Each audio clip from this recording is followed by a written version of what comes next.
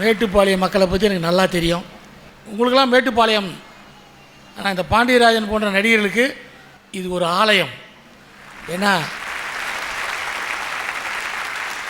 பாட்டி சொல்லை தட்டாதேன்ற படத்தினுடைய என்னுடைய இன்ட்ரடக்ஷன் சாங்கு இந்த மேட்டுப்பாளையம் மண்ணில் தான் எடுத்தாங்க. 25 வாரம் ஓடிச்சு. ஒரு நிகழ்ச்சி வெற்றின்றது எப்படி கற்றுக்கணும்? கல்யாணத்துக்கு போனால் வயிறார சாப்பிட்டு மனமாற வாழ்த்தணும். ஒரு வெற்றினா, ஒரு விழானா அரங்கம் நிறையணும். வந்த உடனே அரங்கம் நிரம்பி வழியுது, இதான் வெற்றி.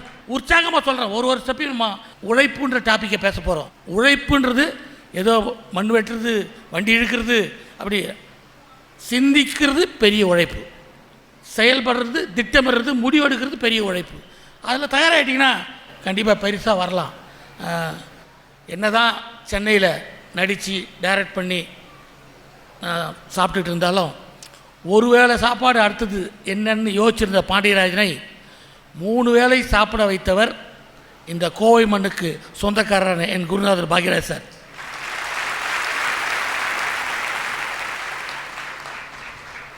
இந்த உழைப்பு திருநாள் இன்றைக்கி மே தினம்.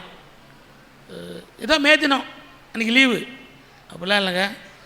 நம்மளால் எவ்வளோ நேரம் வேலை செய்ய முடியுது? 1 ஹவர் அதிகமான உடம்பு உழைப்பு களைப்பை கொடுக்குது. 8 மணி நேரன்ற ஒரு சிஸ்டம் வந்த தினம்தான் இந்த மே தினம். 16 மணி நேரம் வேலை செஞ்சுருக்காங்க. 16 மணி நேரம் வேலை செஞ்ச பிறகும் வீட்டுக்கு அனுப்ப மாட்டானா. வர்றவன் கையை பார்ப்பாங்களாம். கைரேகை தெளிவாக இருந்தால் நீ இன்னும் சரியாக வேலை செய்யலை, போய் வேலை செய்யணுவாங்களாம். கைரேகை தெளிவாக இருக்கக்கூடாத அளவுக்கு வேலை செஞ்சுருக்காங்க உழைக்கும் வர்க்கம். அதுக்கப்புறம் சிக்காகோவில் தான், இது ஜப்பான்லேயோ சைனாலேயோ உருவாகலை மே தினம். சிக்காகோவில் உருவானது தான் இந்த மே தின புரட்சி. 8 மணி நேரம் உழைப்பு, 8 மணி நேரம் உறக்கம், 8 மணி நேரம் என்டர்டெயின்மெண்ட், இப்படி பிரித்து இந்த மனித வாழ்க்கையை சந்தோஷப்படுத்தின ஒரு நாள் தான் மே தினம். 8 மணி நேரத்தை வேலை பார்க்கணும், அதுக்காக முடியாது. உடம்பு சொல் பேச்சு உற்சாகமாக இருக்க முடியாது, அப்புறம் பேய் வேலையாக இருக்கும். அந்த தூக்கத்தை 8 மணி நேரம் வாங்கி கொடுத்தது இந்த மே தினம். தலைப்பு ரொம்ப தெளிவாக ஒரு வரியில் சொன்ன மாதிரி, இன்றைய சூழலில் உழைப்பு நமக்கு உயர்வை தருகிறதா தரவில்லையா? இந்த தலைப்பை கேட்கும் போதே எனக்கு தலை சுற்றிடுச்சு. இல்லை உழைக்கிறதே தப்புன்னு சொல்ல போகிறேன்னா, இல்லை கிடைக்கவே மாட்டேன்டா. உழைச்சவங்களாம் கேட்டேன், ஏங்க நான் பாட்டு மாடாக உழைக்கிறேங்க. கரெக்டு தான் இவர் சொல்கிறதும். இவருக்கு உழைப்புக்கான இடத்துல இவர் இல்லையே அப்படின்னு எனக்கு தோணுது. ஆனால் அதை ஒரு பட்டிமன்றத்தில் அந்த பாயிண்ட்டை பிடிச்சி அதில் இருக்கிற நாசுக்கான இடம்லாம் தேடி பிடிச்சி அடிக்கோடிட்டு காட்டுவாங்க. இதுக்காக தான் நான் சொல்கிறேன். அந்த மாதிரி உழைப்பு வெற்றியை தருகிறது என்னும் ஆதார பாரதி பாபு புதுக்கோட்டையிலேருந்து ஆரம்பிச்சிருக்கேன். சுழலும் உலகை தன்னுடைய உழைப்பால் இயக்கி கொண்டிருக்கக்கூடிய உழைப்பாளர் பெருமக்கள் அத்துணை பேருக்கும் மே தின வாழ்த்துக்களை சொல்லி பணிவோடு வணங்கி என்னுடைய உரையை தொடங்குகின்றேன். உழைக்கும் மக்களுக்கு உரிய கௌரவத்தை தந்து சரியான நேரத்தில் சிறப்பான சிந்தனை அரங்கத்தை நிகழ்த்தி கொண்டிருக்கக்கூடிய புதுமைகள் பல படைத்து கொண்டிருக்கும் புதுயுகம் தொலைக்காட்சியை அன்பாலும் வாழ்த்தாலும் நிறைத்து மேட்டுப்பாளையம் வார் சுவைஞர் பெருமக்கள் அத்துணை பேரையும் பணிவோடு வணங்கி, தமிழ் திரையுலகத்திலே மிக மிக இளம் வயதிலேயே திரைப்படத்திலே இயக்குனராக தன்னை நிலைநிறுத்தி முதல் படத்திலேயே தாய்க்குலங்கள் முதல் குட்டி குழந்தைகள் வரை எல்லோர் மனதிலும் இடம் பிடித்து கிட்டத்தட்ட 1/4 நூற்றாண்டுக்கு பிறகும் இன்றைக்கும் அதே இளைஞராகவே வலம் வந்து கொண்டிருக்கக்கூடிய நடுவர் பெருந்தகை அவர்களுக்கு என்னுடைய வணக்கம். இன்றைய சூழலில் உழைப்பு நமக்கு உயர்வை தருகிறதா அப்படின்னு அருமையாக கேட்டிருக்காங்க. உழைப்புங்கிறது 2 வகை சொல்லலாங்க. ஒன்று உடல் உழைப்பு, இன்னொன்று மூளை உழைப்பு. நம்மெல்லாம் பல பேருக்கு உடல் உழைச்சிக்கிட்டே இருக்கும், மூளை உழைக்கிறதே கிடையாது. அது பல பேருக்கு இருக்குதா செயல்படுதாங்கிறதே சந்தேகமாகவே இருக்கும். ஆனால் எந்த புள்ளியிலே 2ம் சேர்ந்து உழைக்கிறதோ அங்கே உயர்வு நிச்சயமாக சாத்தியப்படும் என்பது இன்னைக்கும் நம்ம எல்லா இடத்துலையும் பார்த்துட்டு இருக்கோம். பெரியவங்க சொல்லுவாங்க, ஒவ்வொரு மனுஷனும் உயர்ந்தால் அதுக்கு ஒரு ஸ்டேட்டஸ்னு ஆங்கிலத்தில் வார்த்தை சொல்லுவாங்க பார்த்தீங்களா? அந்த ஸ்டேட்டஸ் எப்படியா ஒரு ஸ்டேட்டஸ்க்கு பேர் அஸ்கிரைப்டு ஸ்டேட்டஸ், இன்னொரு ஸ்டேட்டஸ்க்கு பேர் அச்சீவ்டு ஸ்டேட்டஸ். அஸ்கிரைப்டு ஸ்டேட்டஸ் என்ன அப்படின்னா, ஒரு பிள்ளை பிறக்கும் போதே மைசூர் மகாராஜாவுக்கு பிள்ளையா பிறந்துட்டா அவன் பிறக்கும் போதே விஐபி ஆயிடுறான்ல, அவனுக்கு ஒரு பெரிய லைம் லைட் வந்துடுது இல்லை, இது அஸ்கிரைப்டு ஸ்டேட்டஸ். ஆனால் பிறக்கும் பொழுது யார் வீட்டு பிள்ளை என்றே தெரியாமல் தன்னுடைய உழைப்பால் முயற்சியால் இந்த உலகத்திலே முக்கிய புள்ளியாக மாறுகிறார்கள் பாருங்கள். அப்படிப்பட்ட அந்த ஸ்டேட்டஸுக்கு பெயர் தான் அச்சீவ்டு ஸ்டேட்டஸ் என்று சொல்லுவார்கள். அஸ்கிரைப்டு ஸ்டேட்டஸுக்கு மதிப்பு இருக்கிறதோ இல்லையோ, அச்சீவ்டு ஸ்டேட்டஸுக்கு எந்த காலத்திலும் மதிப்பு குறைவதே கிடையாது. அது தங்க மாதிரி. முதல் தலைமுறையை காட்டிலும் நம்மெல்லாம் இன்னைக்கு வளமையாகத்தான் இருக்கிறோம். இன்னும் சொல்ல போனா அப்பாவும் தாத்தாவும் வாழ்நாள் முழுவதும் சம்பாதிச்சதெல்லாம் இன்னைக்கு வர்ற பையன் ஐடி கம்பெனியில ஒரு வருஷத்துல சம்பாதிச்சு சொந்த வீடு வாங்கி காரு வாங்கி அந்த கார்ல தாத்தா பாட்டியை வச்சு வலம் வர்றான்னு சொன்னா உழைப்பை மீறிய ஊதியம் கிடைச்சிக்கிட்டு தானே இருக்குது எல்லா இடத்துலையும். யாருக்கு தெரியுமா கிடைக்காது? அவங்க கிடைக்காதுன்னு சொல்றாங்கல்ல, யாருக்கு தெரியுமா கிடைக்காது? எவன் ஒருத்தன் உழைப்பு எப்படின்னா கவனமாக பார்த்து வேலை செஞ்சால் உயரலாங்க, பார்த்து வேலை செஞ்சால் உயரலாம். முதலாளியை பார்த்ததுக்கப்புறம் வேலை செஞ்சால் உருப்பட முடியாது. ஏன்னா இன்னைக்கு பல பேருக்கு அப்படி எல்லாம் சோம்பலுக்கு வாழைப்பழத்தை தோலோடு தின்னாங்கம்பாங்க, அவங்க தான் உயராமல் இருக்க முடியும். ஒரு இன்டர்வியூக்கு ஒரு பையன் போனான். அந்த இன்டர்வியூ பண்ணவருக்கு ஒரு கேள்வி கேட்டார், தம்பி உனக்கு உலகத்திலே பிடிச்ச ஊர் எது அப்படின்னார். ரொம்ப சாதாரணமான கேள்விதான். அவன் சொன்னா, அடிக்கிற வெயிலுக்கு சுவிட்சர்லாந்து தான் சார் எனக்கு ரொம்ப பிடிக்கும் அப்படின்னா. அப்படியா, சுவிட்சர்லாந்துக்கு ஸ்பெல்லிங் சொல்லு அப்படின்னாரு. அப்படின்னா கோவா தான் பிடிக்கும்ட்டான். எது ஒன்றையும் உழைக்கிற பிளான்ல எவருமே இன்னைக்கு இல்லவே இல்லை. ஒருத்த பரீட்சையில் பிட் அடிச்சுக்கிட்டு இருக்கான். சார் பிட்டுன்னா பேப்பரில் தானே எழுதணும், இவன் விரல்லையே ஃபார்முலாவை எழுதி வச்சு அடிச்சுக்கிட்டு இருக்கிறான். வாத்தியார் பார்த்துட்டாரு, என்னடா நினச்சிக்கிட்டு இருக்க, விரல்லையே ஃபார்முலா எழுதி வச்சிருக்க அப்படின்னு. எங்கள் டீச்சர் சொன்னாங்க சார், எல்லா ஃபார்முலாவும் ஃபிங்கர் டிப்ஸில் இருக்கணும்னு சொன்னாங்க. ராத்திரி பூரா உட்காந்து 10 விரலையும் எழுதிட்டு வந்திருக்கேன் அப்படிங்கிறான். அந்த உழைப்புக்கு பேர் உயர்வு கிடையாது, அந்த மதிப்பெண்ணுக்கு பேர் மதிப்பு கிடையாதுங்க. நிஜமான உழைப்புக்கு என்னைக்குமே மதிப்பும் அங்கீகாரமும் இருந்துகிட்டே இருக்கும். எதுவுமே பண்ணாம எல்லாம் வரணும்னு நினைக்கிறதுக்கு பேர் உயர்வு இல்லைங்க. எப்பவுமே செய்யும் தொழிலை தெய்வமாக செய்தால் அதற்கு உரிய அங்கீகாரம் உலகத்தில் கிடைக்காமல் போகவே போகாது. கவிஞர் திலகம் வாலி அவர்கள் ஸ்ரீரங்கத்தில் இருக்கும் பொழுது கவிதை எழுதி எழுதி பயிற்சி எடுப்பாராம். அந்த அம்மா மண்டபம் பக்கத்தில் ஒரு இடத்துல உட்காந்து எழுதுவாராம். எப்படி எழுதினார்னா அவரை பற்றி அவரே சொல்கிறாரு பாருங்க. செல்லரிக்கும் என தெரிந்திருந்தும், பேப்பரில் எழுதி வச்சா 10 வருஷம் கழிச்சு செல்லரிச்சிரும்ல, செல்லரிக்கும் என தெரிந்திருந்தும் புல்லரிக்கும் கவிதைகளை புனைந்தான் அவன். கவிதைகளால் கவிஞனுக்கு வயிறு நிரம்பவில்லை, கிழித்து போட்டான். கழுதைக்கு வயிறு நிரம்பியது. தன்னுடைய கவிதை அடுத்தவரின் பசியையாவது ஆற்றுகிறதே என்கின்ற அளப்பரிய ஆனந்தத்தில் எழுதினான். ஒரு காலத்தில் கழுதை என்ன காலம் கூட தின்ன முடியாமல் கனத்திருந்தன அவன் கவிதைகள் என்று சொன்னான். உழைத்தால் முயன்றால் இந்த உலகத்தில் சாதிக்க முடியாததுங்கிறது எதுவுமே கிடையாது என்பதை இந்த நூற்றாண்டிலே நிரூபித்த ஒரு மகா கவிஞர்களை நாம பார்த்துக்கிட்டு இருக்கோம்ல. உங்க திரைப்படத்துறையை எடுத்துக்கலாமேங்கய்யா.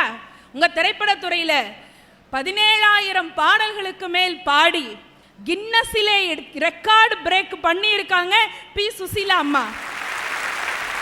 அவர்கள் செய்த உழைப்பு, அதற்கு உரிய அங்கீகாரம் அவர்களுடைய வாழ்நாளிலேயே கிடைச்சிருக்கு. பார்த்தீங்களா, உழைப்புக்குரிய அங்கீகாரம் கிடைக்காமலா போயிட்டு இருக்கு. இன்னைக்கு பாடல்ல கூட சொல்லுவாங்க, நெல்லின் விதை போடாமல் நெல்லும் வருமாம், வேர்வை அது சிந்தாமல் வெள்ளி பணமாம், வெள்ளை இளம் சிட்டுக்கள் வெற்றி கொடி கட்டுங்கள், சொர்க்கம் அதை எட்டுங்கள், விண்ணை தொடுங்கள், பேருக்கு வாழ்வது வாழ்க்கை இல்லை, ஊருக்கு வாழ்வதில் தோல்வி இல்லை, ஆனந்த கண்ணீரில் அபிஷேகம் நான் செய்தேன், என் நெஞ்சில் சோகமில்லை.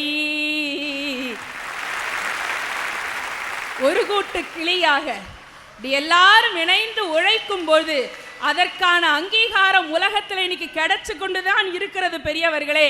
பாரதிதாசன் கூட சொல்லுவார், ஊரிலேனும் காட்டிலேனும் நீர் நிறைந்த கடலையொக்கும் நேர் உழைப்பவர் தொகை நேராக உழைப்பவர்களுடைய தொகை என்பது கடல் அளவுக்கு இருக்கிறது என்று அவரும் சொல்லி இருக்கிறார் என்பதை வைத்து, தெய்வத்தான் ஆகாதெனினும் முயற்சி தன் மெய் வருத்த கூலி தரும் நண்பர்களே.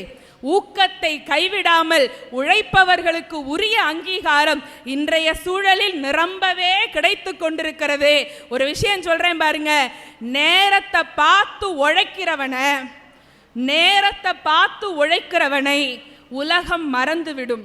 கடமையை பார்த்து உழைப்பவன் காலம் கடந்தும் போற்றப்படுவான் என்பதை நாம் நினைத்தோமே என்று சொன்னால், நம்முடைய உழைப்பிற்கான உரிய அங்கீகாரமும் உயர்வும் நிச்சயம் கைகூடும்.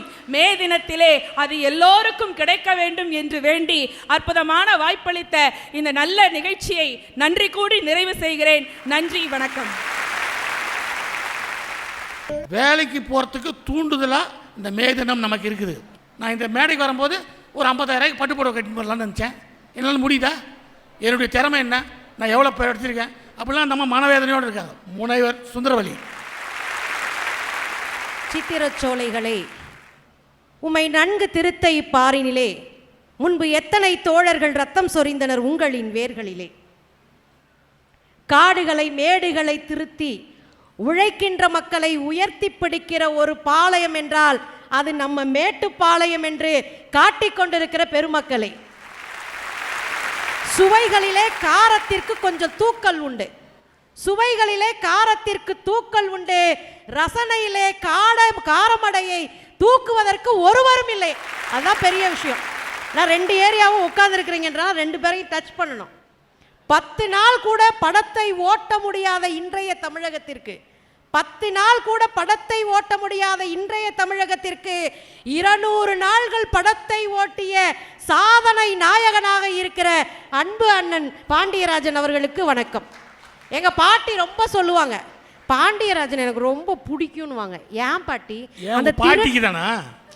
எங்க பாட்டிகளுக்கு தான் உங்களுக்கு நல்லா பிடிக்குது.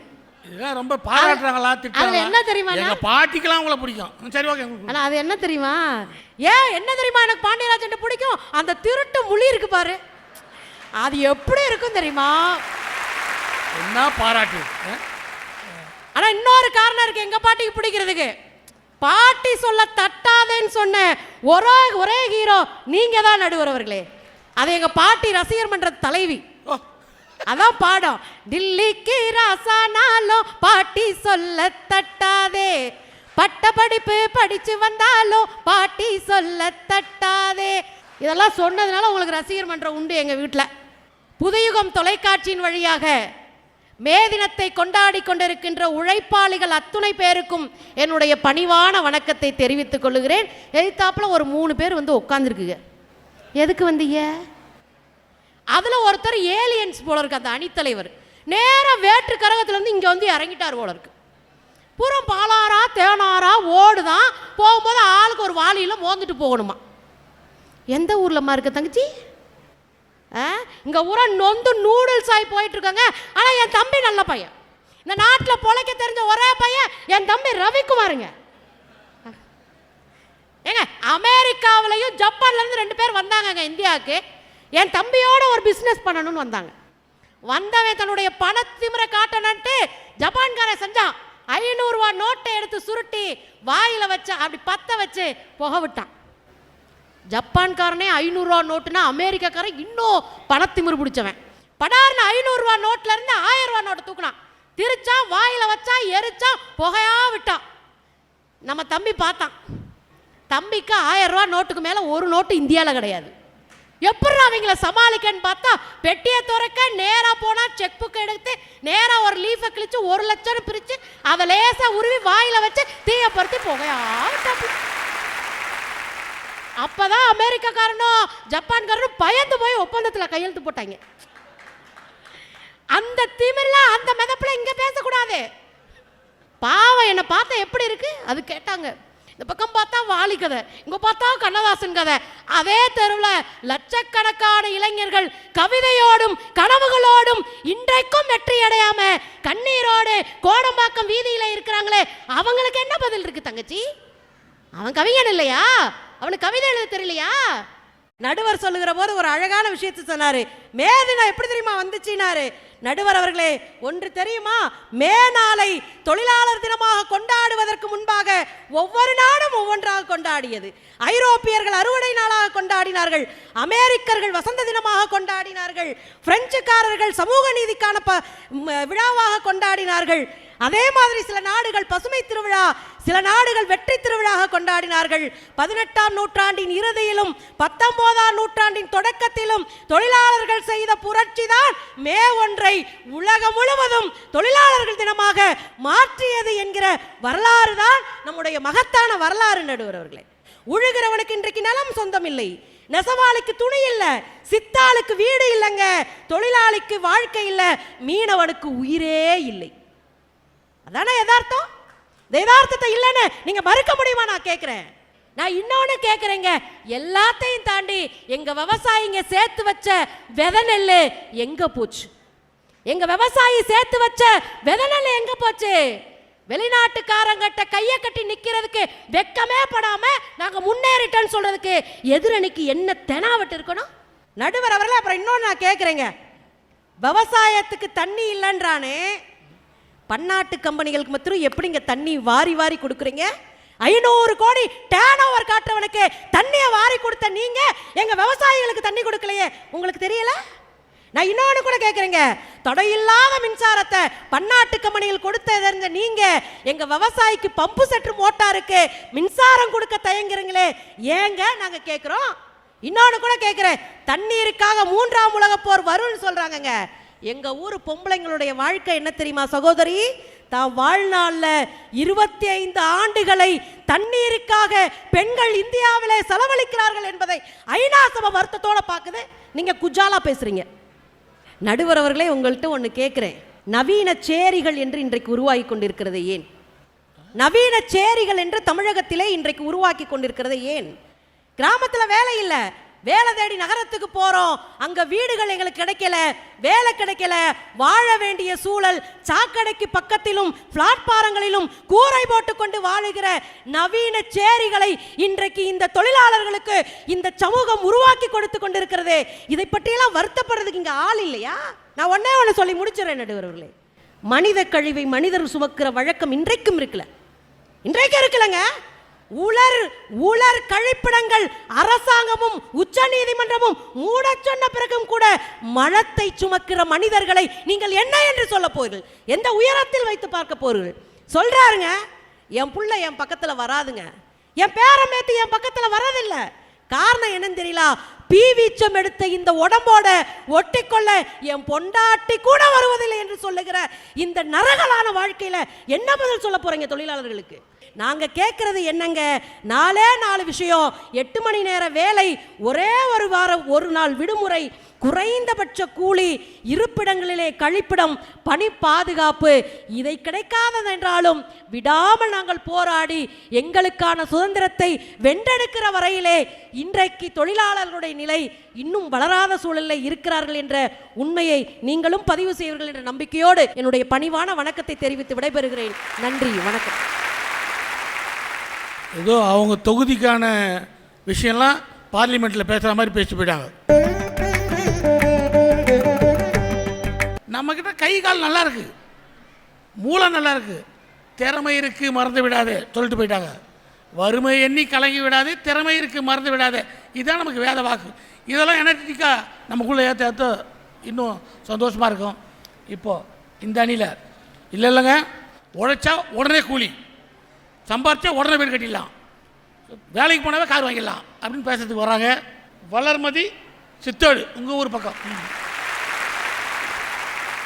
தமிழே, யுத்தத்தில் வாளிலிருந்து பிறப்பாய், இரத்தத்தில் தூய்மையாக இருப்பாய், முத்தத்தில் தாய்மையாக சிறப்பாய், மொத்தத்தில் முத்தமிழாய் சிரிப்பாய்.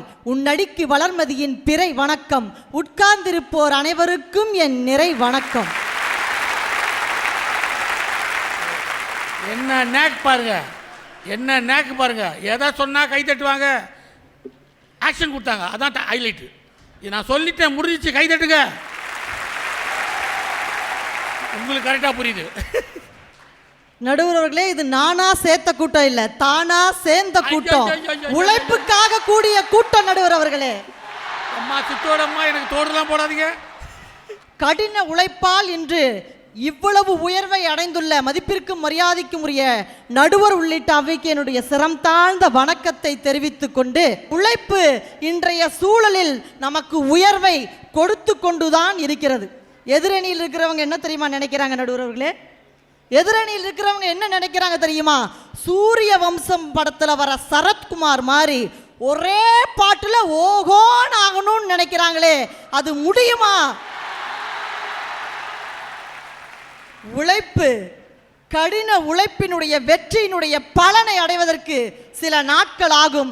அந்த நாட்கள் தாமதமாக தான் அந்த உழைப்பினுடைய மகிழ்ச்சியை உங்களால் முழுமையாக அனுபவிக்க முடியும். நடுவர் அவர்களே, அடி அடியாகத்தான் கவிதை கூட பிறக்கும், வரி வரியாகத்தானே கட்டுரை கூட பிறக்கின்றது.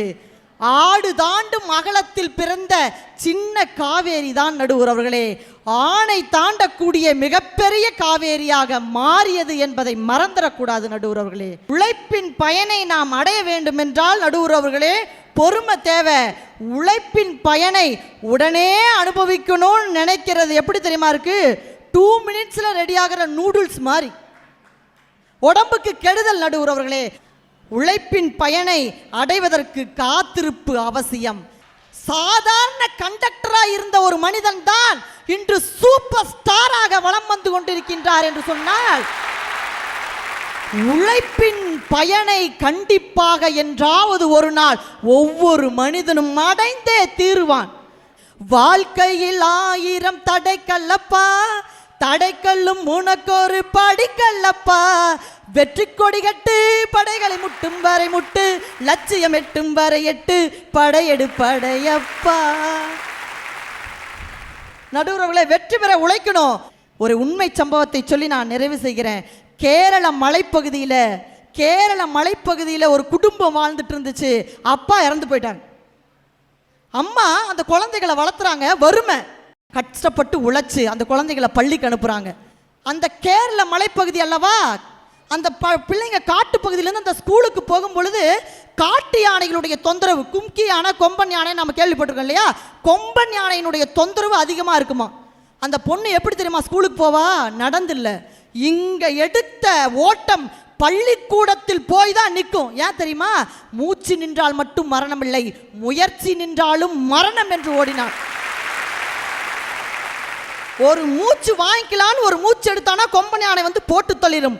அப்படி ஓடிய பெண், தன்னுடைய குடும்பத்தினுடைய வறுமையை உணர்ந்து உழைத்த அந்த பெண் தான் ஆசிய தடகள போட்டியில 10,000 5000 மீட்டர் ஓட்டப்பந்தய போட்டியில தங்கம் வெள்ளி பதக்கங்களை வெற்றி பெற்று வந்து தான் வாழ்ந்த வீதிக்கு பிரிட்ஜா ஸ்ரீதரன் வீதி என்று அவருடைய பெயரே வைக்கப்பட்டுள்ளது என்று சொன்னால் அது உழைப்புக்கு கிடைத்த மரியாதை நடுவுறவர்களே. அந்த உழைப்பால் கண்டிப்பாக உயர்வு உண்டு. நீங்கள் எல்லாம் ஒன்றை மட்டும் மனதில் வைத்துக் கொள்ளுங்கள், உழைப்பால் உயர்ந்தவர்கள் அதற்குண்டான பலனை என்றைக்குமே அனுபவித்துக் கொண்டுதான் இருப்பார்கள் என்று சொல்லி நல்ல தீர்ப்பை எங்களுக்கு வழங்குவீர்கள் என்ற நம்பிக்கையோடு விடைபெறுகிறேன். நன்றி, வணக்கம். ஒரு பணக்காரனுடைய மகன் சோம்பேறியா இருப்பான், ஒரு சோம்பேறியினுடைய மகன் ஏழையா இருப்பான், ஒரு ஏழையினுடைய மகன் உழைப்பாளியா இருப்பான், ஒரு உழைப்பாளியினுடைய மகன் பணக்காரனா இருப்பான்.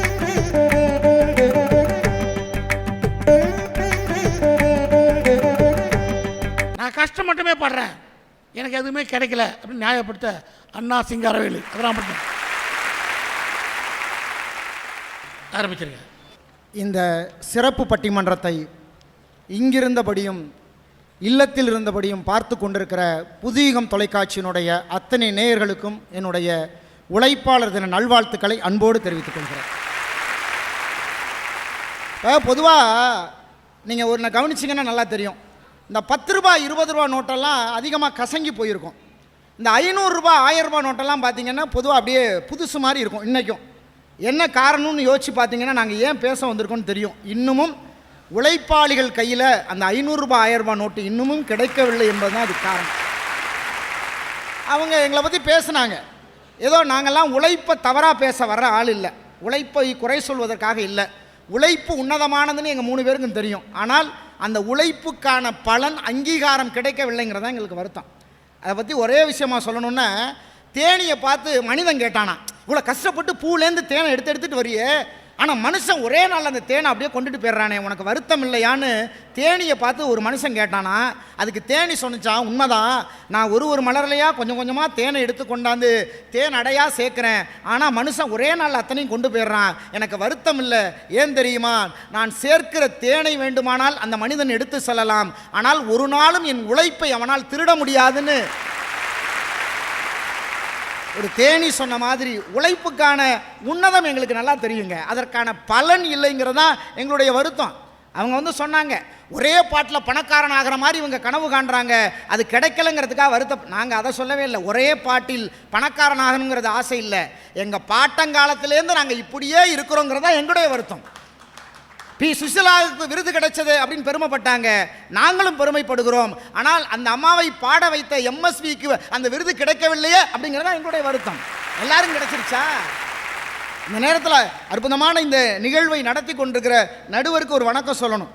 ஏன்னா இன்றைக்கு தமிழ் சினிமாவினுடைய வரலாற்றிலே ஒரு 21 வயதிலே ஒரு இயக்குனராக பல்சுவை நடிகராக தமிழ் சினிமா வரலாற்றில் ஒரு பல்சுவை கலைஞனாக வெளிவந்திருக்கிறார் என்று சொன்னால் அது மிகப்பெரிய சாதனை. ஏன்னா தமிழ் சினிமா வரலாற்றில் ஒரு 21 வயசில் ஒருத்தர் இயக்குனராக வர்றாருன்னா அதுக்கு முன்னால் அவர் எத்தனை வயசு உழைச்சிருக்கணுங்கிறத யோசிச்சு பார்க்கணும்.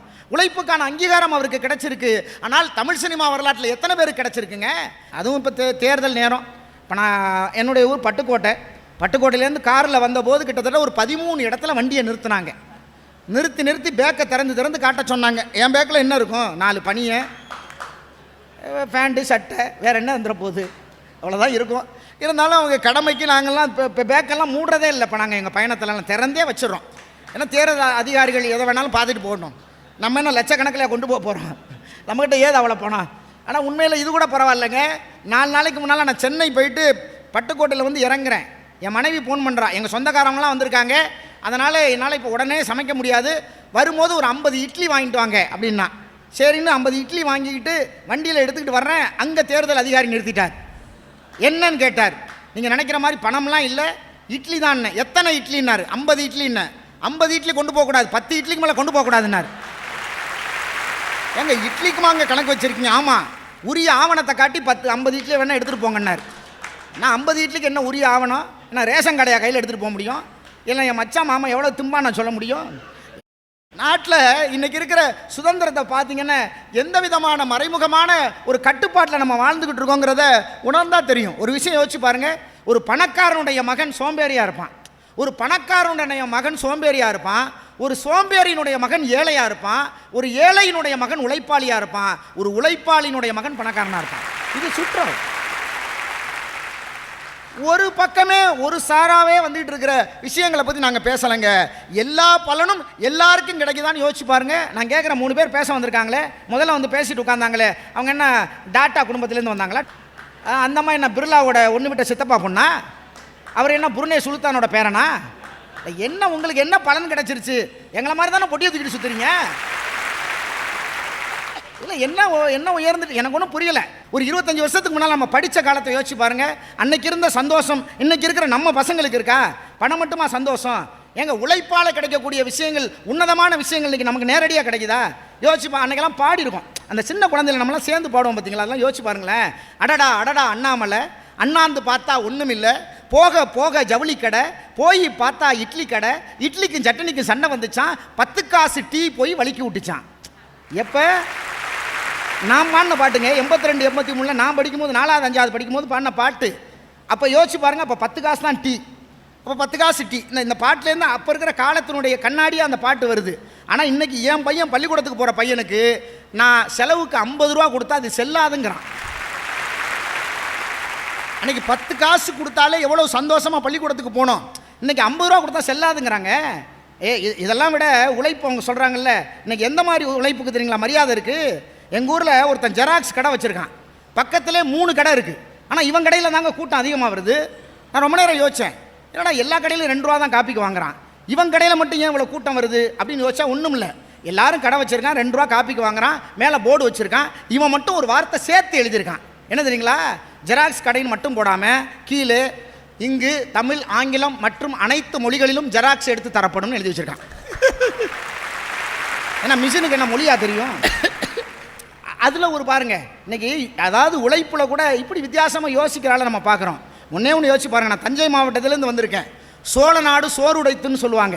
ஆனால் இன்றைக்கி அந்த தஞ்சை மண்டலம் எப்படி இருக்குன்னு யோசிச்சு பார்த்தீங்கன்னா நேராக வந்து பார்த்தா தெரியும். ஏன் தெரியுங்களா? தஞ்சை மாவட்டத்திலேருந்து ஒருத்தன் சென்னைக்கு போனான், ஒரு விவசாயி. சென்னையில் ஒரு ஹோட்டலில் போய் சாப்பிடலான்னு போனால், பரவாயில்ல இன்றைக்கி ஒரு நாளாவது இந்த மாதிரி நட்சத்திர ஹோட்டலில் சாப்பிட்டு பார்த்தா எப்படி இருக்கும், என்ன ஒரு 2000 ரூபா வருமா, ஒரு நாளாவது வாழ்க்கையில் போய் பார்க்கலான்னு உள்ளே போனான். எல்லா மக்களும் பணக்காரவங்க சந்தோஷமாக சாப்பிட்டுக்கிட்டு இருந்தாங்க. சாப்பிட்டு முடிஞ்சோன்னா கை கழுவ போனான். கை கழுவுற போன இடத்துல ஒரு குழந்தை போய் கை கழுவுனுச்சு. கையை நீட்டினோன்னா தண்ணி தன்னால் வருது. இவருக்கு பெரிய ஆச்சரியம், அதெல்லாம் பார்த்ததே இல்லை. என்னடா அது, கையை நீட்டினோன்னா தண்ணி அதுவாக வருது. அந்த குழந்தை என்ன பண்ணுச்சு, அப்படி தூக்கி தூக்கி போட்டு விளாண்டுது. அந்த குழந்தைக்கும் அது புதுசாக இருந்தது, சின்ன குழந்தை. அப்படி தூக்கி தூக்கி போட்டு அந்த தண்ணியை விளாண்டுது. ஒரு கல்யாணம் பண்ண புது தம்பதிகள் அப்படி நீட்டினாங்க கையை, தண்ணி அதுவாக வந்தது. 2 பேருக்கு சந்தோஷம். ஒருத்தர் முகத்தில் ஒருத்தர் அப்படியே அள்ளி தெளிச்சுக்கிட்டாங்க. 3ஆவதாக போன விவசாயி இப்படி கையை நீட்டினார், தண்ணி அதுவாக வந்தது. அப்படியே வெளியில் வந்தார், பில்லுக்கான பணத்தை கொடுத்தாரு. வெளியில் வந்து யோசிச்சுக்கிட்டே அந்த விவசாயி வந்தார். அடடா, இப்படி இந்த ஹோட்டலில் கையை நீட்டின உடனே தண்ணி அதுவாக வருதே, நம்ம விதைச்சு பயிர் நட்டு மழைக்காக காத்துக்கிட்டு இருக்கோமே, அந்த மேகத்தை பார்த்து இப்படி கை நீட்டினா அதுவாக மழை பெய்கிற மாதிரி இருந்தால் அந்த உலகம் எவ்வளவு சுபிட்சமாக இருக்குன்னு ஒரு விவசாயி வேதனைப்படுறான்னு. இன்னைக்கு விவசாயிகள் ஒரு காலத்தில் அதை லாபகரமாக செஞ்சுக்கிட்டு இருந்த காலம் இருந்ததுங்க. இன்றைக்கெல்லாம் விவசாயிகள் லாபம் வேண்டாம், நட்டமும் வேண்டான்னு நினைக்கக்கூடிய விவசாயிகள், அதுவும் போய் நட்டமானா கூட பரவாயில்ல, நம்ம தொழிலை விவசாயத்தை நம்முடைய பரம்பரையாக செஞ்சுக்கிட்டு இருக்க இந்த வேலையை விட்டுறக்கூடாதுங்கிறதுக்காக எத்தனை விவசாயிகள் அதை நட்டத்தோடு செஞ்சுக்கிட்டு இருக்க வேதனை நம்ம பார்க்குறோம். ஒன்று யோசிச்சு பாருங்கள். நான் ஒரே ஒரு விஷயம் உங்களுக்கு தப்பாக தோணா யாருமே கைதட்ட வேண்டாம். இந்த உலகத்தில் இந்த மைக்கு நான் பேசுகிறேனே, இந்த மைக்கு யார் தயாரிக்கிறானோ அவன் இந்த தயாரித்து இப்படி வெளியில் கொண்டு வரும்போதே மைக்குக்கான விலையை இதில் ஒட்டி அனுப்புகிறான். ஒரு செருப்பு, காலில் போகிற செருப்பு கூட பார்த்தீங்கன்னா யார் தயார் பண்ணுறானோ அந்த செருப்பை வெளியில் கொண்டு வரும்போது அதுக்கான விலையை ஒட்டி வெளியில் போடுறான். ஒரு குண்டு ஊசி கூட தயார் பண்ணுகிற கம்பெனி அதற்கான விலையை ஒட்டி போடுது. ஆனால் என்னுடைய விவசாயி நெல், கரும்பு, கடலைன்னு போடுறவன் என்னைக்காவது தான் விளைத்த அந்த விளைபொருளுக்கு தானே விலையை நிர்ணயிக்கக்கூடிய சூழல் இருக்காங்க. தான் விலையை நிர்ணயிக்க முடியுதா? யாரோ இடைத்தரகர்கள் வந்து அவன் விலையை நிர்ணயிச்சுட்டு இவனுக்கு நட்டத்தை கொடுத்துட்டு இடையில வந்தவன் லாபத்தோட போறானே, இதை வேதனைப்பட்டு பசியில் கிடக்கிறான். விதைச்சவன் பசியில் கிடக்கிறானே, நாடு எப்படிங்க சுபிச்சமாக இருக்கும்? 30 வருஷம் அண்ணனே, 30 வருஷம் உழைச்சி முக்காப்படியும் மிஞ்சலே, நான் மூளைக்கு கடனை வாங்கி மூச்சு திணறுது வழியில்லே, ஆத்தாசத்தை இலவுக்குங்க ஆடு 10 குறைஞ்சது, அப்புறம் புள்ள சமைச்சதுக்கு மிச்சம் இருந்ததும் தொலைஞ்சது. 30 வருஷம் அண்ணனே, 30 வருஷம் உழைச்சி முக்காப்படியும் மிஞ்சலே, நான் மூளைக்கு கடனை வாங்கி மூச்சு திணறுது வழியில்லே. எங்கள் அணித்தலைவர் சொன்ன மாதிரி இன்னைக்கு கட்டிடம் கட்டுற தொழிலாளர்களுக்கு இருக்க வீடு இல்லை. ஒரே ஒரு விஷயத்தை சொல்லி நிறைவு செய்கிறேன். நீங்கள் வியர்வை பற்றி அழகாக தொடங்கும் போது ஆரம்பிச்சிங்க. நாம் விடுகிற கண்ணீருக்கும் நம் உடம்பில் சுரக்கிற வியர்வைக்கும் ஒரே ஒரு வித்தியாசங்க, ஒரே ஒரு வித்தியாசம். கண்ணீர் ரொம்ப உன்னதமானதுன்னு சொல்லுவாங்க, வியர்வை உன்னதமானதுன்னு சொல்லுவாங்க. ஆனால் என்ன வித்தியாசம் தெரியுங்களா? அழுவது மாதிரி கூட நடிக்கலாம், ஆனால் வியர்ப்பது மாதிரி ஒரு மனிதன் நடிக்க முடியாது. உழைப்பு என்பது அவ்வளவு உன்னதமானது தான், ஆனால் அதற்கான பலன் எங்களுக்கு இல்லையே என்கிற வேதனையோடு இனிவரும் காலங்களிலாவது இந்த மே தினத்திலிருந்து நாம் ஒரு சபதம் ஏற்போம். உழைப்புக்கான ஊதியத்தை பெறுவோம், உழைப்புக்கான மரியாதையை பெறுவோம், உழைப்புக்கான அங்கீகாரத்தை பெறுவோம் என்று சொல்லி உங்களுடைய தீர்ப்பும் அதற்கு நெத்தியடியாக இருக்க வேண்டும் என்று சொல்லி இதுகாரும் இருந்து கேட்ட உங்கள் அத்தனை பேருக்கும் மீண்டும் என்னுடைய மே தின நல்வாழ்த்துக்களை அன்போடு தெரிவித்து விடைபெறுகிறேன். நன்றி, வணக்கம். சிங்காரவேலு அந்த விவசாயத்தை பற்றி சொல்லும்போது அவ்வளோ உணர்ச்சிகரமாக, ஏன்னா அவர் இருக்கிற ஃபீல்டு அனுபவ ரீதியாக சொன்னார். இவ்வளோ உழைக்கிறோம், இவ்வளோ கஷ்டம், அதுக்கு என்ன கிடச்சிருக்கு? அது அவருடைய நியாயமான வாதம். இவங்க ரொம்ப இவ்வளோ கஷ்டப்பட்டுருக்காங்க, ஒன்றுமே கிடைக்கலப்பா, பாவம் தான் அவங்க அப்படின்னு நான் சொல்கிறேன்னு வச்சுக்கோ. அப்போ நாங்கள் என்ன அப்படி சண்டை பிடிக்கிறதுக்காக வந்திருக்காங்க. பட் எங்கள் பக்கம் சவுண்டு அதிகமாக இருக்குது, இந்த பக்கம் துக்கம் அதிகமாக இருக்குது. ரவிக்குமார் பெருந்துறை. சான்றோர் உள்ளிட்ட இந்த அவைக்கு என் பணிவின் வணக்கங்களை அன்போடு முதற்கண் தெரிவித்து மகிழ்கிறேன். தரையில் அமர்ந்து ஒரு காலத்தில் திரையை பார்த்த ஒரு மனிதனை இன்றைக்கு தரையில் அமர்ந்து நாம் திரையில் பார்க்கிறோம் என்று சொன்னால், மதிப்பிற்குரிய நடுவர் அவர்களே, உங்கள் வாழ்க்கையே உழைப்பால் தான் உயர்ந்திருக்கிறது என்கிற என்னுடைய முன் செய்தியினை அன்போடு முன்னிறுத்தி, விழி அழகராக இருக்கக்கூடிய உங்களை மொழி அழகராக மாற்றி இருக்கக்கூடிய புதுயுகம் தொலைக்காட்சிக்கும் அன்பான வாழ்த்துக்களையும் வணக்கங்களையும் சொல்லி, உழைப்பின் வேர்கள் கசப்பானவை, உழைப்பின் வேர்கள் கசப்பானவை, ஆனால் அதன் கனிகள் இனிப்பானவை என்கிற நம்பிக்கையோடு ஒவ்வொரு நாளும் உழைத்து கொண்டிருக்கிற உழைப்பாளர் சகோதரர்களுக்கு என்னுடைய மே தின நல்வாழ்த்துக்களை அன்போடு புதுயுகம் தொலைக்காட்சியின் வாயிலாக தெரிவித்துக் கொண்டு, எதிரணியிலிருந்து உண்மையிலுமே ரொம்ப அற்புதமாக பேசினாங்க. இந்த உலகத்தில் வந்தாரை வாழ வைக்கும் தமிழகம் என்கிற திருவாக்கியத்தை மாற்றி வந்தாரை வாழ வைக்கும் திருப்பூர் என்கிற ஒரு நிலைப்பாட்டை ஏற்படுத்தியது என்று சொன்னால், முகவரியை தொலைத்தவர்களுக்கு கூட ஒரு முகவரியை ஒரு நகரத்தால் கொடுக்க முடியும் என்றால் நம்முடைய திருப்பூர் நகரத்தால் கொடுக்க முடியும் என்பது தமிழகம் அறிந்த செய்திங்க. ஏன் இதை நான் சொல்றேன் தெரியுமா நடுவர் அவர்களே? நூலை படித்தவர்கள் தான் வாழ்க்கையிலே உயர்ந்திருக்கிறார்கள், நூலை படித்தவர்கள் தான் வாழ்க்கையிலே உயர்ந்திருக்கிறார்கள் என்பதை மாற்றி நூலை பிடித்தவர்களும் வாழ்க்கையிலே உயர்ந்திருக்கிறார்கள் என்ற உன்னதத்தை பெற வைத்த மண் திருப்பூர் மண். நடுவர் அவர்களே, கவனிச்சு பாருங்க. அந்த மண்ணில் இருந்துட்டு உண்மையிலுமே சொல்கிறேன், எங்களுக்கு உழைப்பில் எந்த விதமான பலனும் இல்லை, உழைப்பில் எதுவுமே இல்லை. உண்மையிலுமே அற்புதமான புதுயுகம் தொலைக்காட்சி நிறுவனத்தினர் அற்புதமான ஒரு காட்சி பின்னணியை வச்சுருக்காங்க மேடையினுடைய பின்புலத்தில். அதில் பாருங்க, ஒரு அற்புதமான மேங்கிற அந்த எழுத்துக்கு பக்கத்தில் உழைப்பாளர்களினுடைய அந்த சென்னை கடற்கரையில் இருக்கக்கூடிய சிலையை வச்சிருக்காங்க, அந்த படத்தை, பிம்பத்தை. இதை பற்றி ஒரு கவிஞன் எழுதினான். சென்னையில் எங்கள் அண்ணன் சொன்னாங்க, கடற்கரை சாலைகளில் பார்த்தீங்கன்னா நிறைய தலைவர்களினுடைய சிலையும் இருக்கும், அதே மெரினா கடற்கரைக்கு முன்புறமாக உழைப்பாளிகள் இருக்கக்கூடிய சிலையும் இருக்கும். இதை வைத்து ஒரு கவிஞன் சொன்னான், நம் நாட்டு தலைவர்கள் சிலைகளிலும் பேசிக்கொண்டே இருக்கிறார்கள், உழைப்பாளிகள் சிலையாக இருந்தாலும் உழைத்து கொண்டே இருக்கிறார்கள் என்று ஒரு கவிதையை பதிவு செய்தார். நான் கேட்குறேன், உழைப்புக்கான அங்கீகாரம் இல்லைங்கிறீங்க, உழைப்புக்கான பலன் இல்லைங்கிறீங்க, இன்றைய சூழ்நிலையில் உழைப்பு உயர்வை தரவில்லை என்று சொல்லுகிறீர்களே. நான் கேட்குறேன், ஒரு காலத்தில் எங்கள் அப்பா வேர்வை சிந்தினாருங்க, உழைச்சார். இன்னைக்கு நான் நல்லா இருக்கேன் அப்படின்னா ஒருவன் உழைப்பது அவனுக்கான உழைப்பாக இருக்காது, அடுத்த சமூகத்தை வாழ வைப்பதற்கான உழைப்பு என்பதை தயவு செய்து மறந்து விடாதீர்கள். அதனால தான் ஒரு கவிஞன் எழுதுனா, என் அப்பா சிந்திய வேர்வைகள், ஒரு காலத்தில் என் அப்பா சிந்திய வியர்வைகள் இன்றைக்கு என்னை வியர்வை செய்ய விடாமல் பாதுகாக்கிறது என்று சொன்னால் அந்த உழைப்புக்கான அங்கீகாரம் இருக்கிறது என்பதை நாம் மறந்துடக்கூடாதுங்க. ரொம்ப அழகாக சொன்னாங்க. இன்றைக்கெல்லாம் எவ்வளோ சிரமத்தில் இருக்கா மனுஷன், எவ்வளோ இதில் இருக்கா அப்படின்னு நான் கேட்குறேன். எங்கள் அக்கா கூட சொன்னாங்க, என்னடா வாழ்க்கை, நடுவர் அவர்களே நீங்களும் சொன்னீங்க, என்னடா வாழ்க்கைன்னு அப்படிப்பட்ட ஆளுகளோட சேராதீங்க. உண்மையை என்ன தெரியுங்களா, என்னடா வாழ்க்கை என்று வாழ்வதில்லை வாழ்க்கை, இந்த வாழ்க்கைக்கு என்னடா குறை என நினைத்து வாழ்வது தாங்க ஒரு சிறந்த வாழ்க்கை. இன்னைக்கு எத்தனைதான் உண்மையிலுமே சொல்றேன், காசு பணம் பற்றாக்குறை இருக்குங்க, ஆனா உழைப்பாளிகளினுடைய வாழ்க்கையில உழைத்தோம், இந்த சமுதாயத்திற்காக கொடுத்தோம் என்கிற ஒரு மன நிறைவு இருக்கு பாருங்க. அந்த மன நிறைவுக்காகவே உழைக்கிற பெரியவர்கள் இன்னைக்கு எத்தனை பேர்கள் இருக்காங்க தெரியுமா? விவசாயிகளை பத்தி சொன்னாங்க. உண்மையாக சொல்லுகிறேன், இதே எங்க அண்ணன் சொன்னதை நான் ஏத்துக்கிறேன். எப்போ? ஒரு 5 ஆண்டுகளுக்கு முன்பாக, 2 ஆண்டுகளுக்கு முன்பாக நான் ஏத்துக்கிறேன். ஆனால் ஒரு 2 ஆண்டுகளுக்கு முன்னால், இன்றைக்கு விவசாயம் என்று சொன்னால் ஒரு மனிதனுடைய படம் அங்கு அடையாளப்படுத்தப்படுகிறது. மறைந்த இயற்கை வேளாண் விஞ்ஞானி கோ நம்மாழ்வார் அவர்கள்.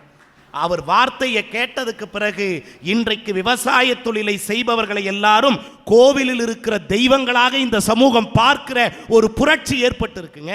அவர் தான் சொன்னாரு, வாழ்க்கையில் எப்பவாவது தான் உங்களுக்கு டாக்டர் தேவைப்படுவார், வாழ்க்கையில் எப்பவாவது தான் உங்களுக்கு லாயர் தேவைப்படுவார், வாழ்க்கையில் எப்பவாவது தான் உங்களுக்கு டிரைவர் தேவைப்படுவார், 3 வேளைகளும் உணவு உண்ண உங்களுக்கு ஒரு விவசாயி எப்பொழுதுமே தேவைப்படுகிறார் என்று சொன்னார். நான் கேட்குறேன், அந்த விவசாயிகள் இன்னைக்கு தன்னிறைவான வாழ்க்கையை வாழலையா? எங்கோ நடந்ததை, எப்போ நடந்ததை இன்றைக்கு ஒரு சரித்திர சான்றா சொல்லாதீங்க. இன்னைக்கு உழைப்பால் உயர்ந்திருக்கிறாங்கன்னு இளைஞர்கள் அங்கே உட்கார்ந்துருக்காங்களே, இளைஞர்கள் அங்கே உட்கார்ந்துருக்காங்களே, இளைய தலைமுறை பின்னிற்க, மூத்த தலைமுறை முன்னிற்க. இந்த மேதின பட்டிமன்றத்தில் ஒரு செய்தியை சொல்கிறேன், என்ன தெரியுங்களா? எஸ்எஸ்எல்சி எக்ஸாமில் ஒருத்தர் ஃபெயில். எஸ்எஸ்எல்சி எக்ஸாமில் ஒருத்தர் ஃபெயில்.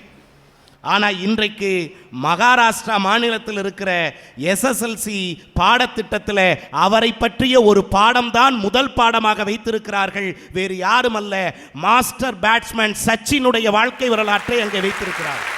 ஒரு காலத்தில் எஸ்எஸ்எல்சியில் ஃபெயிலுங்க.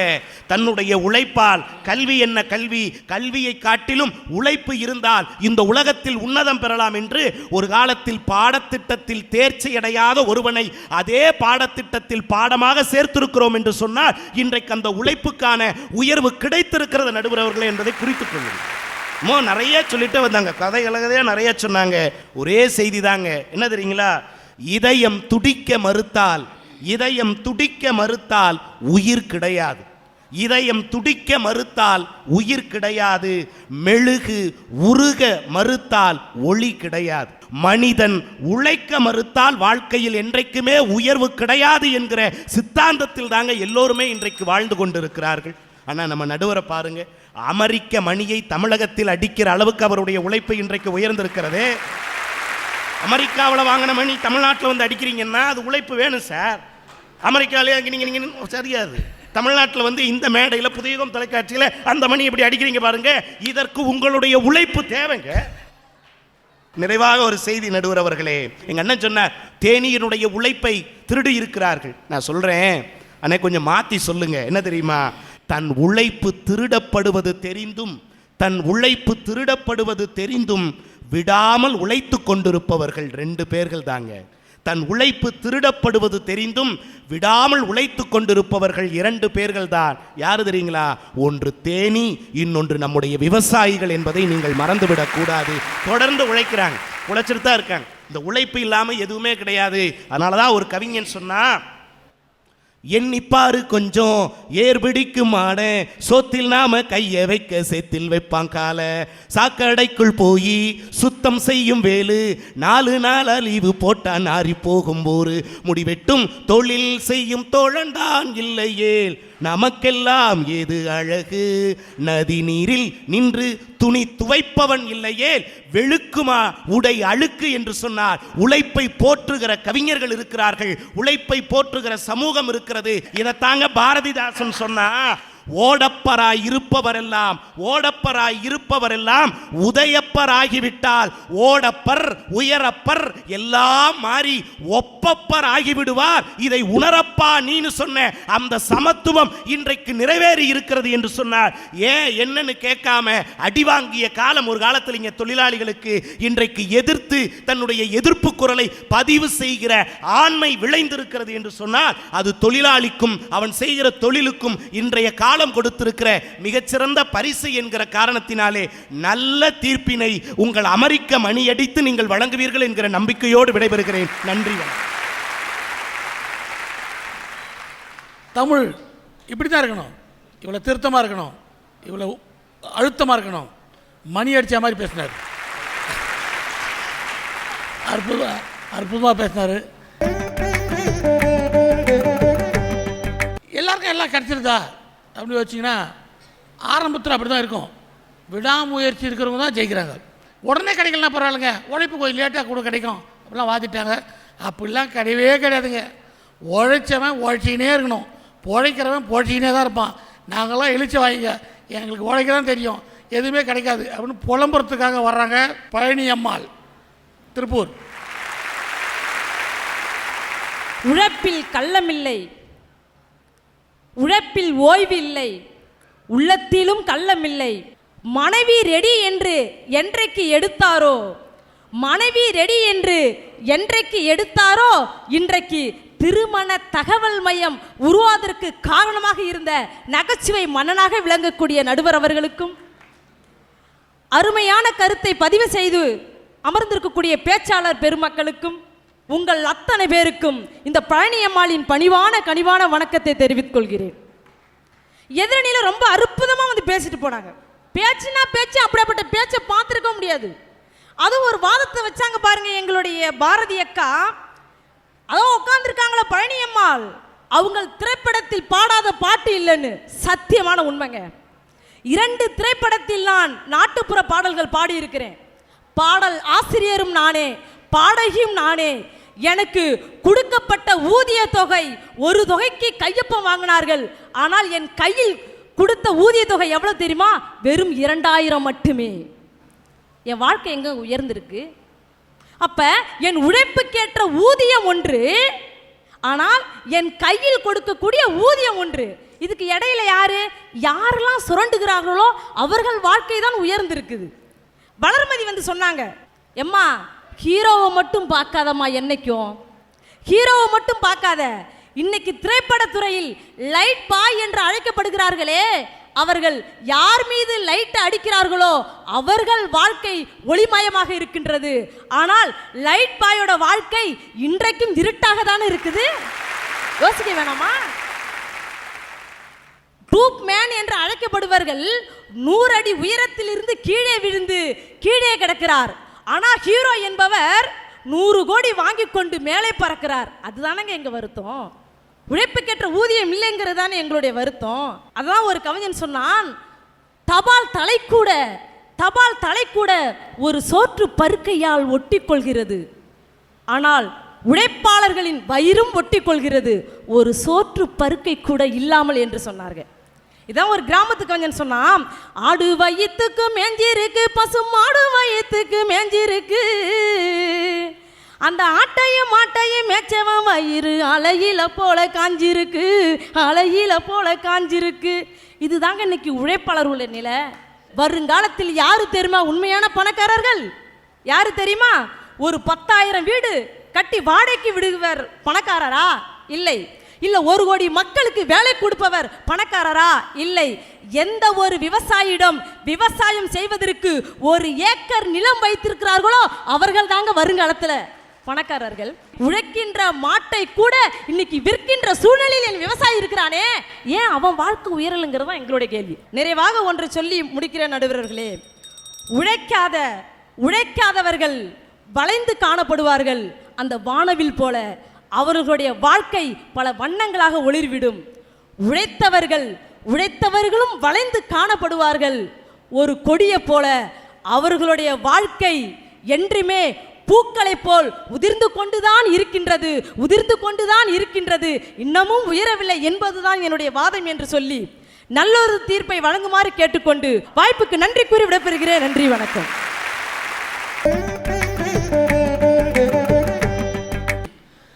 எங்கள் அப்பா பல்லவன் டிரான்ஸ்போர்ட் டிரைவர். அவர் கையில் கட்டியிருந்த வாட்சி தான் நான் ரொம்ப நல்லா கட்டியிருந்தேன். அந்த வாட்சி ஆட்டி பார்த்தா அது உள்ள இருக்கிற மிஷின்லாம் அப்படி ஆடும். ஸ்டேரிங் பிடித்து ஆடி உழைத்த அந்த தெய்வம் ஒரு க்ளோஸ்அப்பில் கூட என்னை பார்க்கல. ஒரு நாள் கூட ஒரு நல்ல சோறு நல்ல குழம்பு சாப்பிடாமையே போயிட்டார். உழைப்பு மட்டும்தான் அவர். ஆனால் அவர் கற்றுக் கொடுத்த அந்த உழைக்கணுன்ற எண்ணம், எப்படி நடந்துக்கணுன்ற எண்ணத்தை கடைப்பிடிச்சு தான் இன்றைக்கி இந்த பாண்டியராஜன். எங்கள் அப்பா உடம்பு சரியில்லாமல் படுத்திருக்காரு. எங்கள் வீட்டில் பெட்டில் படிக்க வைக்கிறதுக்கு எங்ககிட்ட பெட்டு கிடையாது. பக்கப்போர் கொண்டாந்து போட்டு மேலே கோணி பை போட்டு எங்கள் அப்பா படுக்க வச்சுருக்கேன். நான் ஒரு சீட்டு கம்பெனியில் வேலை செய்கிறேன். என் தங்கச்சி திடீர்னு ஓடிச்சு, அண்ணே அப்பாவுக்கு முடியலன்னு குடுக்குன்னு வேகமாக ஓடுறேன். மூச்சு வாங்குது. எங்கள் அப்பா என்னை பார்த்தாரு, என்ன கண்ணு மூச்சு வாங்குது, ஓடி வந்தியான்னு. ஆமாப்பா, என்ன பண்ணுறது உடம்புன்னு. ஒன்றும் இல்லை, நான் செத்த பிறகு நீ நல்லா வருப்பானார். பாப்பா கம்முன்னு இருந்தேன். இன்றைக்கி நான் நினைக்கிறேன் அந்த தெய்வத்தின் ஆசீர்வாதம் தான் என்னை உங்கள் முன்னாடி நிற்காச்சு. உழைச்சிட்டே போயிட்டார். உழைப்பு மட்டும்தான், எதையும் பார்க்கல. நான் ஒன்றும் நினைப்பேன், எந்தெந்த சந்தோஷத்தில் பெறும்போதும் இதுக்கு நம்ம என்ன உழைச்சிக்குமா, நமக்காக நம்ம அப்பா அம்மா கஷ்டப்பட்டுருக்காங்க, அப்படி தான் நினச்சிடணும். ஒரு விஷயம், உங்களை விட 100 மடங்கு கெட்டவன், உங்களை விட 100 மடங்கு மனிதநேயம் இல்லாதவன், உங்களை விட 100 மடங்கு அறிவாற்றல் இல்லாதவன் இந்த சமுதாயத்தால் 200 மடங்கு புகழப்படுவான், போற்றப்படுவான். இது இந்த உலகம் தோன்றிய காலத்திலிருந்து நடக்கும் விபத்து. அந்த விபத்து நமக்கு வேணாம். கெட்டவனாக இருந்தால் நிறையா கொடுத்தாங்க, வேணாயா நிறைய சம்பாதிக்கலாம், நிறைய புகழ் கெட்டவன், அதுவும் நமக்கு ஆசைப்படுறோம். கொஞ்சமாக இருந்தாலும் நம்ம நல்லவனாக இருக்கவே ஆசைப்படுறோம். அதான் நம்முடைய ப்ராக்டிஸ். எது அன்னன்னைக்கு நம்மளை வந்து இவன்லாம் நல்லா இருக்கிறானே, இவன்லாம் இப்படி சம்பாதிக்கிறானே அப்படின்னு உள்ளே வந்துட்டு போவோம். அது வேணாம். நான் என்னுடைய பேமெண்ட் வாங்கினா எனக்கு எவ்வளோ கொடுத்தாங்க, எனக்கு செக்கு எவ்வளோ, அதில் கையெழுத்து இருக்கா, அதான் பார்ப்பேன். பக்கத்தில் இருக்கிறவங்களுக்கு யார் கொடுத்தாங்க, என்ன பேமெண்ட்டு பார்க்கவே மாட்டேன். அது கொஞ்சம் கம்மியாக இருந்தால் எனக்கு திமிரு வந்துடும், அது கொஞ்சம் ஜாஸ்தியாக இருந்தால் எனக்கு காழ்ப்புணர்ச்சி வந்துடும். எதுக்கு? நம்ம கொடுக்குற காசு நம்மளுது, அவ்வளோதான். அந்த எண்ணம் தான் வேணும். அவருக்கு என்ன இருக்குது, இவருக்கு என்ன இருக்குது, இவருக்கு படம் இப்படி ஓடுது, அவர் படம் நம்மளையும் பார்த்துருக்காங்க, நம்மளையும் ரசிச்சிருக்காங்க, நம்மளையும் அமெரிக்கா வரையும் கூட்டு போயிருக்காங்க. அந்த எண்ணம் தான் வருமே தவிர அது இதுன்னு பார்க்கும்போது தான் இந்த சமுதாயம் நம்மளை கவனிக்கலை. இவனுக்கெல்லாம் என்னையா இருக்குது, இவன்லாம் பெரிய ஆளாயிட்டான், என்னமோ இருக்குது அப்படின்னு நினைக்க. அதுவும் நமக்கு வரும், அதுவும் நமக்கு கிடைக்கும். ஒரு புத்தகம் எழுதுறது ஒருத்தன் வாழ்வியில் முக்கியம். ஒருத்தனுடைய வாழ்வு முழுமைன்னா அவனுக்கு ஒரு வாரிசு இருக்கணும், அவன் இருந்த இடம் இருக்கணுன்றா. அதுக்கப்புறம் ஒரு புத்தகம் எழுதணும். புத்தகம் எழுதும் அளவுக்கு நீ வாழ வேண்டும். உன் அனுபவத்தெல்லாம் சேகரித்து நீ வாழணும். அப்போ அனுபவம்லாம் கிடைக்கணும்னா பிரச்சனை வரும் தான், கிடைக்காம போவோம், எல்லாம் மிஸ் ஆகும். இருந்தும் அதை ஒன்று ஒன்றா கைப்பற்றணும். அது எல்லாத்த விட மனசில் இருக்குது. தன்னம்பிக்கையாக இருங்க, உங்களுக்கு கிடைக்கும் என்றது தான் டோட்டல் இந்த உலகத்தில் இருக்கிற நம்பிக்கை. நமக்கு அது கிடைக்காதுன்னு முடிவு பண்ணுறதுக்கு நான் யார்? நாளைக்கு இங்கே மேடையில் வந்து உட்காருவேன்னு நான் போன மாதம் நினச்சேனா? அமெரிக்கா பெல்லுக்கு வந்து இங்கே ஆட்டுவேன்னு நினச்சேனா? வந்துட்டு பெல்லு வாங்கியிருக்கலாம், மேடை கிடைக்கணும், அதான் முக்கியம். பெல்லு வாங்கின பிறகு மேடை கிடைச்சதில்ல, அதான் நமக்கு கிடைக்கிற ஆசீர்வாதங்கள். ஒரு பழமொழி இருக்குது, பெஞ்சமின் டிசிலரி என்ற ஒருத்தர் ஒரு 1842 ஒரு பிரிட்டிஷில் இருந்தவர், ஒரு வெவரின்னு ஒரு புக் எழுதுகிறாரு, ஒரு நாவலாசிரியராக. அதுக்கப்புறம் எம்பி எலெக்ஷன் நிற்கிறார். எம்பி எலெக்ஷன் நின்று ஜெயிக்கிறார். ஜெயித்த பிறகு ஒரு பேட்டி கொடுக்குறார் பிரிட்டிஷ் அசம்பிளியில் கூப்பிட்டு. இந்த நாடு நல்லா இருக்குன்னா என்ன பண்ணணும் தெரியுமா, இப்படி பண்ணணும், இப்படி சட்டம் போடணும் அப்படியே சொல்கிறாரு. ஆனால் அங்கே இருந்த மற்ற எம்பிலாம் டேபிளை தட்டி, யோ நீ பேசுறதெல்லாம் போதும் உக்காரியான்றாங்க. எல்லாரும் டேபிளை தட்டினோடனே அவர் கண்ணீரோட கடைசியாக ஒரு வார்த்தை சொல்கிறாரு, நெட்டில் போட்டிருக்கு, now I sit down, the time will come, I will speak, you will hear. அதுக்கப்புறம் 10 வருஷம் பொறுத்து அவர் மறுபடியும் எம்பியாக நிற்கிறாரு. முதல் அவருடைய பேச்சாலேயே அந்த கட்சி 2ஆக உறைஞ்சி அவர் பிரைம் மினிஸ்டர் ஆகிட்டார். பெஞ்சமின் டிசிலரி அவருடைய பொன்னான வார்த்தை தான் இங்கே நான் தீர்ப்பாக சொல்கிறேன். கஷ்டப்பட்ட அனைவரும் வெற்றி பெற்றதில்லை, வெற்றி பெற்ற அனைவரும் கஷ்டப்பட்டவர்கள். கஷ்டப்பட்டீங்களா வெற்றி நிச்சயம் என்று கூறி விடைபெறுகிறேன். நன்றி, வணக்கம்.